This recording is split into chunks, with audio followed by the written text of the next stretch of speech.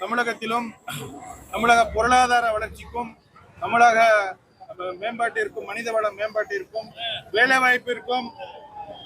வேலைவாய்ப்பிற்கும் கண்டிப்பாக காங்கிரஸ் கட்சி இந்த அரசை வழி நடத்தக்கூடிய ஒரு சூழ்நிலையில இருப்போம் என்று உறுதிமொழி கூறிக்கொண்டு இன்றைக்கு ராஜீவ்காந்தி அவர்களுடைய நினைவு நாள் நாங்கள் அனைவரும் ஒன்று கூடியிருக்கிறோம். இந்த நாளிலே 2 அமைச்சர்கள் காங்கிரஸில் இருந்து இன்றைக்கு பதவியேற்றிருக்கிறார்கள் என்பது மிக ஒரு வரலாற்று நிகழ்வாக நான் பார்க்கிறேன். இப்ப கிழக்கு தொகுதியில மாவட்ட செயலாளருக்கு எது வாய்ப்பு இருக்குங்களா?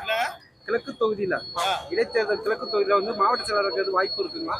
அது காங்கிரஸ் சார்பாக கட்சி தான் முடிவு பண்ணும். காரணம் போன தடவை அங்க முதல்வர் நின்றதுனால மீண்டும் அந்த சீட்டு யாருக்கு அறிவிக்கப்படும் என்று கூட்டணி சேர்ந்து முடிவு.